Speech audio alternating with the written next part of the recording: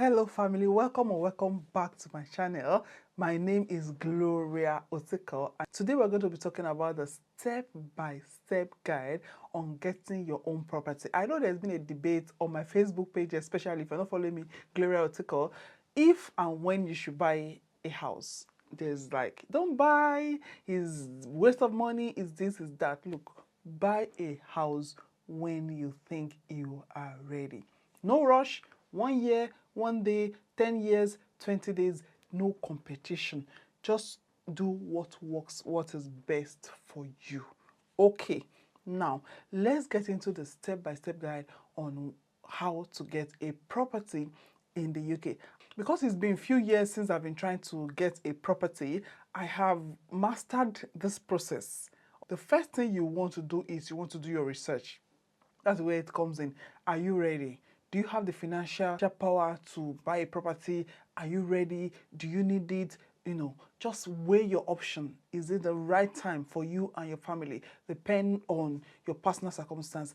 Another thing you need to do is to check your immigration status, check your immigration eligibility, check if the visa that you're on. I know most people that watches my video are immigrants like me. Okay, check if your visa, your study, your work, your spousal, whatever visa you are on, check if they will allow you to get mortgage. And do not just go to one person. Do more research, go to a few lenders, because somebody who will tell you no on one visa, if you go to somebody else, that other person may be able to tell you yes, because at the end of the day, you don't know more than what you know. So make sure you do not just limit yourself to one person. Seek advice, solicitors, lenders, speak to people. Although sometimes this may affect only maybe your interest or the deposit that you need to pay, depend on the country that you are. Scotland is a bit different from England as well when it comes to house buying. Okay, so please don't just say, oh, my friend said I cannot, and you just keep quiet like that. So do your research. Check your immigration status, check if you're eligible, research, go to the government website, watch people's video, watch videos like this. Okay, and please, while we are here, remember to subscribe. Just press that subscribe button so that you do not miss my next video. Make sure you also understand the financial implication of what you're getting yourself into. I know it is easy for us to say, as long as the money is the same as your rent, you'll be fine. You need to also factor in the deposit, solicitor fee, insurance, house insurance, life insurance. These are some of the things they will ask for before they allow you to get mortgage. The cost, the legal fee, if you need to pay stamp duty. Just make sure you understand the financial implication. And when you get this property, renovation does not end. It's never going to meet your taste. You're going to be changing. Your taste is going to be changing. You're going to be fixing things. Before, if you're something breaking in your house, you can always call your landlord. But now, you are the landlord. So you need to understand the implication, the financial implication in trying to get a property. Research the housing markets. Make sure you search and search and search. Compare places, compare areas. You may have £200,000 to spend on a property, and the area that you're actually looking at that you like, houses there may be about 300. This should not deter you from getting a property. Look into other areas. There may be areas, as long as it is accessible to your work, it is close to where your children are, your other factors, your family factors, if it works there, you can decide to get in that area. So make sure you do your survey. Do your survey, check how much they're selling houses in that area. Even when you eventually see that property, okay, make sure you check how much they sell houses in that area so that you're not overpricing. Make sure you do not overbid, especially if you're going to buy old property. Make sure you research. The next thing you want to do is to get your agreement in principle. So many of us are falling victim of falling in love with the property and, oh, I like this property. In fact, I've had instances where I know somebody who went to view properties, like they viewed loads of properties before they actually thought of going to get agreement in principle. By the time they fell in love with a particular property, they've actually offered, they bidded, they offered because it was an old build, they bidded, the offer has been acceptable. When they went back to now try to get agreement in principle, they said they were not eligible to get that much money for that property. So please get it, even if it is a soft one. There are soft ones online. Go online. Don't just follow one of your banks. Like I used to say, don't just follow one lender. Use an independent lender. Use somebody who has other branches that they can borrow from. if you go to your bank and you want to borrow money, they may have only one or two lenders under them. And if those two lenders say, oh no, your visa type or your blah, blah, blah will not work, you will not be able to get your property. That was one of the mistakes we made in the first few years of moving to this country. The moment we went to my Bank of Scotland, and said, oh no, your visa, blah, it was like excuse upon excuse. And I got angry at the time. I just forgot about it and just like, forget about it, I'm not buying. Don't allow it to discourage you. But I got to know over years that I made a very big mistake. What I was supposed to do was, although maybe it was not the right time, what I was supposed to do was go to somebody who has like 100 lenders under them. These people, you can see them on your high streets, research them online. You will find loads of people that they have lenders. If one lender will take 5% interest, another lender will take 4 point something, another one will take. So you have to explore your option. Somebody will say, oh no, we need 15% deposit. Another lender will say it's fine with 5%. Another one will say 25%. So please weigh your options. Don't just go to one lender, especially your bank. Don't let them deceive you. They're gonna deceive you because at the end of the day, you cannot even contest the interest rate. You just take whatever they give to you. Now, after you've got your agreement in principle, it may even be a soft one that you got online or you've got in contact with somebody who has given you agreement in principle. Agreement in principle will allow you to know how much you can borrow, how much they can lend you, just in summary. And please be patient. They will ask you for your teeth. They will ask you for your nose. They will ask you for the day you were born. They will ask you for this, that, this, that. Do not be frustrated. If it needs you taking your time off to attend to them, provide all the documents they need, okay? They're just making sure that you can afford the money they're going to give you. Once you've gotten your agreement in principle, this will now guide you. Okay.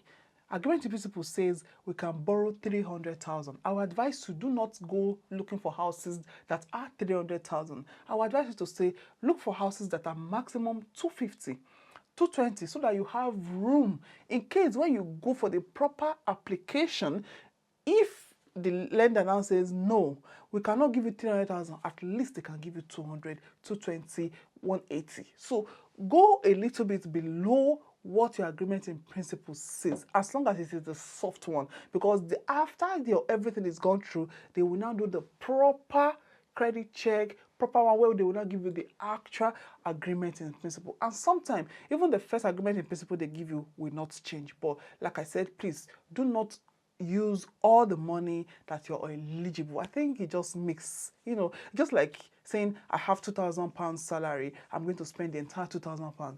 I like to have a bit of safety. Spend 1.5, 1.2, and so that you have something in case of emergencies. So please engage a solicitor or a conveyancer. Engage a solicitor. These people are trained. They've sold maybe hundreds of homes. They've met immigrants, non-immigrants, jobless people. They've dealt with so many people. They'll be able to advise you. They'll cover the legal aspects. They will cover the paperwork. They will be able to cross their T's and dot their I's. They'll be able to do every single thing that has to do with legality of that property. So you see, you're coming, you're about to get there. You've gotten everything ready. The moment you get your agreement in principle, you're able to think, okay, this is how much I have, this is how much I can use. Then you've gotten your solicitor. The next thing, don't worry, you're almost getting there. This thing is a big, big step. So you have to be patient. Spend time. Don't rush. Nobody's rushing you. Don't rush yourself. Once you have a solicitor, sometimes you can actually skip this step. The solicitor aspect, sometimes you can skip. Sometimes you've gone to look at the property before. Most of the agents, those ones that sells the property, the companies, they are going to advise you. You don't have to go with the same solicitor they've advised you. If you have your own good, look for reviews. Go online. Don't go to don't go to the most expensive and don't go to the cheapest. Somewhere in between. You don't need to follow the one they've advised you. What do they call these people? Realtors. The realtors may advise you. So that's why I say it is interlocked. You can see a property first before you get a solicitor, or you can get a solicitor before you see a property. I will tell you why I think it is good to have a solicitor aside before you actually go viewing. I've had instances, especially if you're going to be viewing old properties. I've had few instances where we went to view this property, we made our offer, the owner of the property has decided that, oh, there are so many options, and now they are confused. They don't know what to do. They will now ask you to maybe tell your solicitor to put in your offer latest. They can say latest 1 day, latest 2 days, so that on that particular day, they can say, okay, on Wednesday, let your solicitor put in your offer, your last offer. You have no option. You cannot go back and forth with it. Your last offer should be put in latest 12 o'clock on Wednesday. So on Wednesday, your solicitor will have put in an offer. What the owner of the property will now do is the seller, they will now look at the highest bidder and that property will go to them. So if you do not have a solicitor already and you've got to view a property, okay, and now you've gone to view a property, they've said, put in your last offer through a solicitor before tomorrow, and it is a weekend. It is a Sunday, or it maybe not a Sunday. It is a weekend or something, and you couldn't lay your hand. Although usually the ones I've noticed is they are usually proactive, but maybe, God forbid, you couldn't lay your hand on a solicitor. That means you're going to lose that property. One thing, good thing about the solicitors is you don't pay them until your house has gone through. You don't. I've had solicitor that the house did not go through and I did not pay a dime, even though they've put in the paperwork, they've put in the offer. When the house did not go through, I did not pay the solicitor a dime. I actually changed the solicitor when I eventually bought my property. Does it make sense? So it is okay to have a solicitor. Just look for a solicitor, message them and say, look, my name is this, I'm looking into buy a property. They will ask you for a few documents, give it to them and let them be on standby. You have their email, you have their phone number. Whenever you see a property, and even if it is not the one that they will say there's a closing date, even if it is the one that they say, okay, eventually there's an offer, your offer has been acceptable, you still need a solicitor. You cannot skip the solicitor stage. So why not just have them as a reserve? That is what I will advise you, okay? Oh, I hope I'm not all over the place. Now, you start viewing. Now, go and view. Go look for properties. And please, I used to say, do not be emotionally attached to any property. I have in the past fasted, prayed, told God, if you give me this property, I will serve you. I will serve you forever. I will go and sin no more. And at the end of the day, I cried, I prayed. They did not give us this property. You can imagine how heartbroken. I can tell you, house buying, has been one of the most emotional things I went through. Because you see this property, especially old properties, you see this property, it is perfect, the garden is nice, the rooms are big, you love it. We've seen a 6-bedroom house, a 6-bedroom house in this UK, in Scotland, with back and front garden completed, all 6 bedrooms, double rooms. You can imagine how much I prayed, how much I fasted for that property. I was in love with that property. I was praying. You can imagine. We put over 10,000 over the asking price of this property. The property still did not go to us. You can imagine how heartbroken I cried. And I told my husband, I said, I'm not buying property again. We're not even doing it again. I don't want to buy. Maybe it's this, maybe it's that, maybe it's rest. No. Looking back, oh God, I've learned. Don't fall in love with a property until it is actually yours. Like a property, have a standard, but do not put all your emotions. But please, go view properties. View 1, view 2, view 3, view 4, view 5. Know what you want. I'm a family of 5. I cannot go less than 3 bedrooms so that they don't even offer you 2 bedrooms, 1 bedroom, so that you don't go and fall in love with the wrong property. Look at the location. Is it close to your children's school? Is it close to your work? Is it something that is safe? Do you have to do much work on it? This property, like the property that we left, my former house, the house, so we're in number 3. Number 1, they were selling number 1 when we were about to buy our own property. We wanted to buy number 1, but when we got into number 1, we need house work done. The rug, the ceiling, the wiring of number 1 will cost us nothing less than 10 to 15,000 pounds to fix. We are first-time buyer in the UK. Do we have the financial readiness for this? Even if we have the money, do we want to go through all this stress being our first property? We just want a property that we want to just move in. Okay, make sure you consider all these things. What do you want? What are you looking for before you go viewing? And when you go to view, be open-minded. Make sure you search, research, look very well. If you're not comfortable, even when they've closed and they've said yes, you have been accepted, go again and look again. Don't be too desperate. Don't be too frustrated. Don't feel like, oh, I need to get this property now, if otherwise the world will end. You will emotionally buy what you don't want. So go and view properties. Go and view and view and view and view, because at this point, you are almost getting your key. Once you view your property, the next thing you're going to do is you're going to make your offer. Either you're going to make your offer directly, or they will usually send you the house value so that you can see how much this house is worth. This is done by like legal people. They know that this property, even though the landlord said they want to take £200,000, this property is not worth more than 100,000. It's not worth more than 200. That is going to be the market value. Okay, when you see the value, you know how much you want to add. Is this place competitive? You want to add a little bit, or you want to go with the asking price? If there's a room, offer the asking price. That's old build, okay? But new build, I don't think you have option. It's just this, that, and then you pay. Old builds, this is the market value. This is what I want to offer. Is it acceptable? They say, no. Do you want to add something? If you want to add something, you add. If you don't want to add, do not add. It depends on you. So make an offer. Whatever you want to give, give.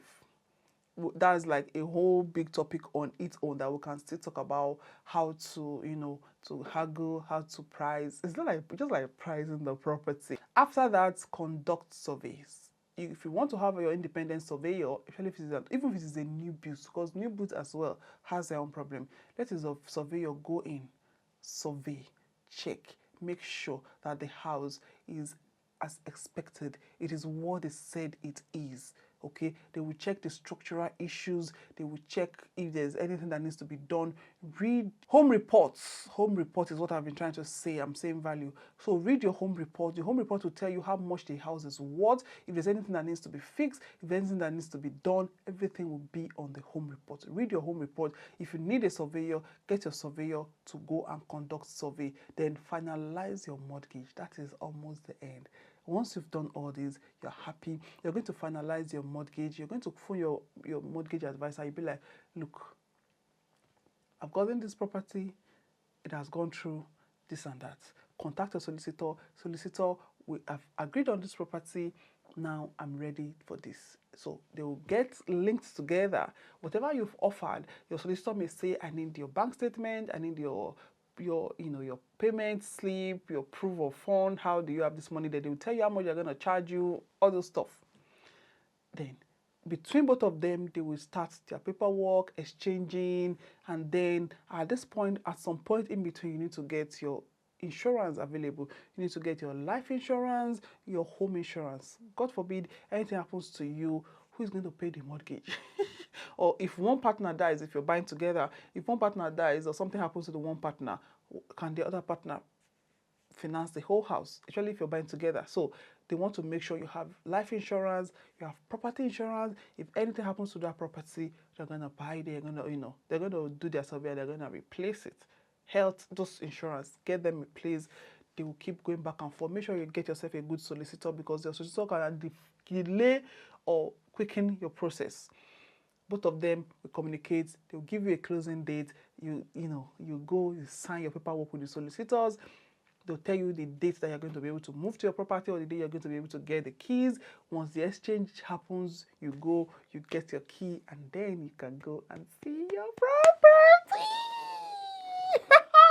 You are now officially a landlord. And don't allow anybody to tell you it is mortgage. It is the day you finish paying that is no longer a mortgage. Leave that thing. Person with their life now ain't go pay. Will you rather pay house rent, if you can? Will you rather pay house rent for the rest of your life, or pay mortgage for 25 years and then the house is yours or is your child's own? Choose. Don't worry. I'm still going to bring more topics, more discussion complete legal process, exchange contract, complete the purchase. All these ones are at the end. They're going to direct you, they're going to put you through. You don't need to worry. They're going to tell you when the contract from this, the contract from this. Just English, you'll be speaking English, you'll be calling, they'll be doing this, and then your solicitor will tell you, transfer the money into this account. Once you transfer the money, they'll transfer the money to the buyer's, to the seller's account. I don't know. The bank will transfer, and they'll transfer, and they'll transfer, and you can get your key. At this point, you're a landlord. Thank you and congratulations. Please, before you go, remember to like, subscribe, click on the notification, click on the notification bell, and I'll see you in another video. This video is getting long, but let me know what else you want me to talk about in the comment section, because I'm answering all your questions. Thank you so much for watching. I will see you in another video. Until then, take care, stay safe, and